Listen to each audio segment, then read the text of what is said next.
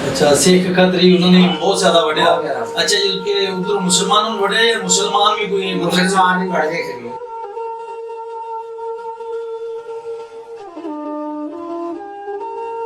ਤੇ ਬਾਬਾ ਜੀ ਉਸ ਵੇਲੇ ਜਿਹੜੀਆਂ ਜਵਾਨ ਔਰਤਾਂ ਸੀਗੀਆਂ ਲੜਕੀਆਂ ਸਾਡੀਆਂ ਮਾਵਾਂ ਭੈਣਾਂ ਸੀਗੀਆਂ ਨਾ ਦੁੱਧ ਅਸੀਂ ਆਪ ਕਰਵਾ ਨਾ ਵੱਡੇ ਬਿਸਮਿਲ੍ਲਾਹਿਰ ਬਾਬਾ ਜੀ अस्सलाम वालेकुम। ਵਾਲੇਕੁਮ ਸਲਾਮ। ਬਾਬਾ ਜੀ ਆਪਣਾ ਨਾਮ ਕੀ ਹੈ ਜੀ? ਅਬਦੁਲ ਰਸ਼ੀਦ ਜੀ। ਤੁਹਾਡੇ ਵਾਲਿਦ ਸਾਹਿਬ ਦਾ ਨਾਮ ਕੀ ਹੈ ਜੀ? ਗੁਲਾਮ ਮੁਹੰਮਦ। ਅੱਛਾ ਬਾਬਾ ਜੀ ਇੰਡੀਆ ਦੇ ਵਿੱਚ ਤੁਸੀਂ ਕਿਹੜੇ ਸ਼ਹਿਰ ਦੇ ਵਿੱਚ ਕਿਹੜੇ ਜ਼ਿਲ੍ਹੇ ਦੇ ਵਿੱਚ ਕਿਹੜੇ ਪਿੰਡ ਦੇ ਵਿੱਚ ਰਹਿੰਦੇ ਸੀ? 12 ਬਸਤੀਆਂ ਸੀਗੀਆਂ 13ਵਾਂ ਸ਼ਹਿਰ ਸੀਗਾ ਅਸੀਂ ਜਲੰਧਰ ਦੇ ਵਿੱਚ। ਤੇ ਬਾਬਾ ਜੀ ਉੱਥੇ ਕੋਈ ਤਹਿਸੀਲ ਜਾਂ ਕੋਈ ਜਿਹੜਾ ਤੁਹਾਡਾ ਪਿੰਡ ਸੀ ਉਹਦਾ ਨਾਮ ਕੀ ਹੈ? ਉਹ ਨਾਲ ਬਸਤੀ ਸ਼ੇਖ ਦੀ। ਅੱਛਾ ਬਸਤੀ ਸ਼ੇਖ। ਹਾਂ ਤੇ ਬਾਬਾ ਜੀ ਉੱਥੇ ਤੁਸੀਂ ਜਦੋਂ ਰਹਿੰਦੇ ਸੀ ਤੁਹਾਡੀ ਉਮਰ ਕਿੰਨੀ ਸੀ ਜਦੋਂ ਪਾਕਿਸਤਾਨ ਬਣਿਆ? ਉਦੋਂ ਮੈਂ 11ਵੇਂ ਸਾਲ ਦੇ ਸੀ। ਅੱਛਾ ਉਸ ਨੂੰ ਮਾਸ਼ਾਅੱਲਾ 11ਵੇਂ ਸਾਲ ਚ ਬਾਬਾ ਜੀ ਉੱਥੇ ਤੁਸੀਂ ਜਿਹੜੇ ਉਸ ਉਮਰ ਦੇ ਵਿੱਚ ਤੁਹਾਡੇ ਸੱਜਣ ਸੀ ਜਾਂ ਕੋਈ ਬੇਲੀ ਸੀ ਸਿੱਖ ਸੀ ਜਾਂ ਮੁਸਲਮਾਨ ਸੀਗੇ ਜਿਹੜੇ ਉਧਰ ਰਹਿ ਗਏ ਆ ਤੇ ਉਹਨਾਂ ਦਾ ਕੋਈ ਨਾਮ ਤੁਹਾਨੂੰ ਯਾਦ ਆ? ਇੱਕ ਦਾ ਨਾਂ ਸੀ ਮਜੀਦਾ, ਇੱਕ ਦਾ ਨਾਂ ਸੀ ਅਬਦੁਲ ਗਫੂਰ ਜਾਂ ਅਬਦੁਲ ਇੱਕ ਦਾ ਨਾਂ ਸੀਗਾ ਸਰੀਠਾ ਈਸਾ। ਇਤਨਾ ਨਾਂ ਜੀ। ਅੱਛਾ ਜੀ ਇਹ ਤੇ ਤੁਹਾਡੇ ਯਾਦ ਸੀ ਉਸ ਵਕਤ ਤੁਹਾਡੀ ਉਮਰ ਦੇ ਮੁਤਾਬਕ ਹਾਂਜੀ। ਅੱਛਾ ਬਾਬਾ ਜੀ ਦੂਸਰਾ ਦੱਸੋ ਕਿ ਤੁਸੀਂ ਕਿੰਨੇ ਭੈਣ ਭਰਾ ਸੀਗੇ? ਅਸੀਂ 4 ਭਰਾ ਸੀਗੇ ਤੇ ਮਾਈ ਬਾਪ 3 ਭੈਣ।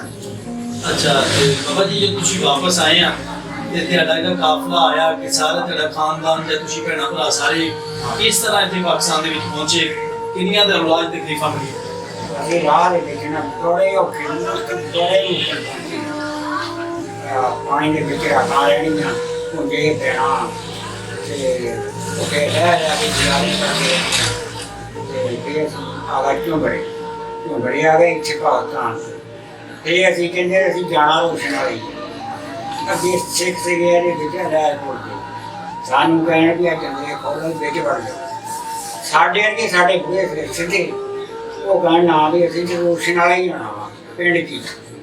ਅਸੀਂ ਪਿੰਡ 'ਚ ਇੱਥੇ ਆਏ ਆਪ ਆ ਕੇ ਆ ਥਾਂ ਸਰਕਾਰੂ ਥਾਂ ਤੇ ਆਪ ਆ ਕੇ ਬੜੇ ਮਿਹਨਤ ਕਰਕੇ ਕੋਈ ਅਸੀਂ ਥਾਂ ਕਿਸੇ ਦਾ ਨਹੀਂ ਸਾਂਭਿਆ।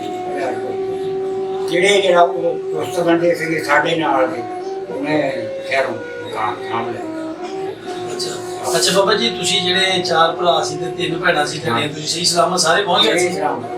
ਤੇ ਰਾਹ ਦੇ ਵਿੱਚ ਜਦੋਂ ਪਤਾ ਲੱਗਿਆ ਕਿ ਬਹੁਤ ਜ਼ਿਆਦਾ ਨੁਕਸਾਨ ਹੋਇਆ ਉਹਨਾਂ ਨੇ ਮਾਰਿਆ ਵੱਢਿਆ ਟੁੱਕਿਆ ਇਸ ਤਰ੍ਹਾਂ ਤੁਸੀਂ ਉਹ ਮੰਜ਼ਰ ਦੇਖਿਆ? ਉਹ ਦੇਖਿਆ ਸਾਡੇ ਦੋ ਦਾਇਰੇ ਤੋਂ ਸਾਡਾ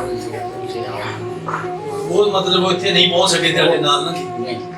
ਤੇ ਬਾਬਾ ਜੀ ਉਹ ਜਿਹੜਾ ਮੰਜ਼ਰ ਸੀਗਾ ਤੁਸੀਂ ਦੇਖਿਆ ਤੇ ਤੁਹਾਨੂੰ ਪਤਾ ਕਿਸ ਤਰ੍ਹਾਂ ਮੁਸ਼ਕਲ ਦੇ ਨਾਲ ਸੀ ਪਾਕਿਸਤਾਨ ਹਾਸਿਲ ਕੀਤਾ। ਕੰਪਨੀ ਦੇਖੀ ਹੈ ਨਾ ਬੰਦਾ ਉਹ ਕੰਮ ਜਾਂਦਾ ਅੱਲਾ ਦਿਖਾਇਆ ਹੀ ਨਾ ਹੋ।